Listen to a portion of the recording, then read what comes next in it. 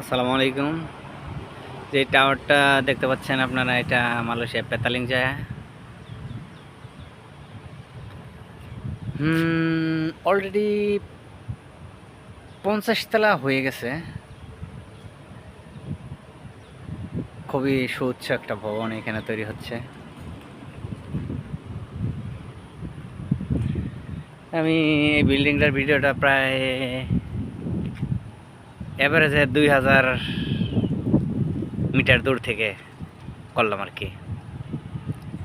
আমি বিল্ডিংটা থেকে প্রায় 2000 মিটার দূরে, 2000 মিটার না হলে 1500 মিটার তো হবেই।